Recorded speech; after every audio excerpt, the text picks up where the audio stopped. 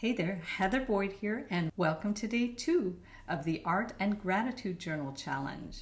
This challenge was inspired by my dear friend Allison. She created several gratitude journals that were totally inspirational. We created a book in her honor with some of her beautiful pages from her gratitude journal. You can learn more about Allison and her journey in the description below the video. We used to work together at the local art school and we did lots of arts and crafts together and totally inspired each other.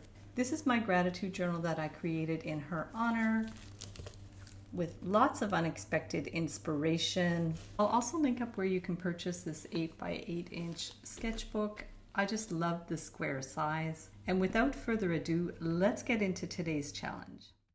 Today's project was inspired by my visit to the Museum of Fine Arts to see the Joyce Wieland exhibition. I participated in a fun craft workshop where we did rubbings with crayons and paper to create really fun images. This is the one I'm showing you today, made in the same manner. We're going to start by cutting out some shapes out of cardstock. You can use Bristol board. I'm loosely drawing out the shape of a sun with a pencil and some other shapes. I did a bird. You can do any kinds of shapes you want. You can also use stencils to create shapes and cut them out. I'm doing a very loose tree. These don't have to be perfect because you're going to cut around them. I did some hearts. You will need a sheet of tracing paper. We are going to layer it over a plain paper background. And I have all my shapes that I've arranged right inside my journal. I have them positioned how I want, and I experimented with rubbing them with pencil crayons, and I found that the crayons really work much better. You can remove the paper from the crayons. You can cut them into smaller pieces if it's easier, and we are going to put some gentle pressure on the crayons to imprint the shape of the sun onto the paper. You can also vary the pressure that you put on the crayon. Some areas can be lighter, some areas can be darker and more saturated. And you can also layer up the different colors to give it three-dimensionality and some really beautiful blends of colors. This is such a fun project. It's very open-ended. The sky is the limit, literally. And you'll see I'm removing some of the paper off the crayon so we can access the color. I'll just put the video in fast motion. You can take your time with this. Now I'm going across the bottom where the trees are and going in with another shade of green. It's really fun to be able to layer up the colors. It just makes it look more interesting. Even putting a little bit of yellow, some highlights. You can put the color all over or in just certain areas. And now I'm doing the heart. Just rubbing it all around. And you'll see the outline of the heart there. You can rotate the crayon. Just using round little strokes there. Get as much pigment on there as you want. And then up in the sky, we're going to do some clouds. It's nice if you have some different shades of blue. Just go over lightly to start, and you can always increase the pressure if you need some areas to be darker.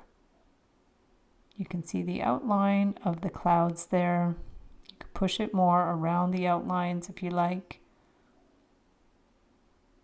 You really need the tissue paper, otherwise it's going to be really hard to see the shapes, and also you don't want a paper that's too thick, otherwise you won't get this nice effect with the rubbing. You could put textured pieces underneath as well. I'm just, for this project, using flat pieces of Bristol board.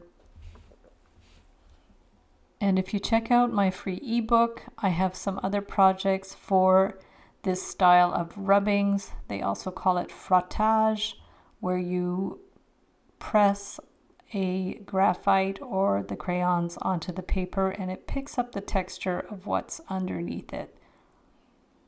I'm going to do the little birds there. You can layer up different colors for the birds as well. Some purples or reds or different colors. And we're following the shape of the wings, of the body, making it a little darker so it's going to show up. I just love this style of frottage. I've done it many times before. It's fun also to go out into nature and do rubbings of different stones and textures. We're just going to go in with the tip of the crayon if you need more detail, and then quickly just going through and doing more clouds. You can add other tones of blue or other colors into the clouds as well.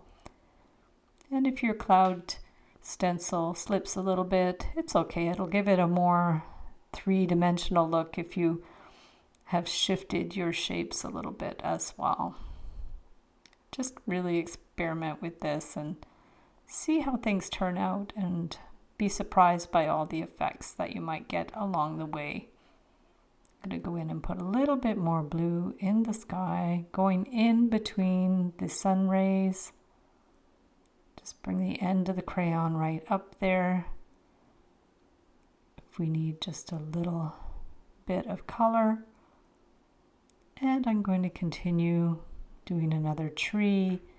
I made a different shape for this tree. You can make different kinds of trees, different shapes. And you can also go over this after and freehand draw some shapes in once you've done the basic shapes. So I went ahead and put in a bunch more trees. Looks more like a forest. And I'm going to fill in the bottom a little bit to put some more green to make it look a little bit like grass. So this is the point where you can add any details that you want. And we're going to remove the shapes. You see them all there. We'll just pull them out. You can save them for another project. They're always fun to have on hand if you want to do more of these rubbings. You can make greeting cards as well. That would be really cute. And there's our finished picture. Thanks so much for watching the video. You can share photos of your work from this challenge in my private Facebook group. I'm going to link that up below. Thank you so much to my dear friend Allison for inspiring this challenge. Have fun with the challenges, and we'll see you the next time. And always remember that art is never a waste of time.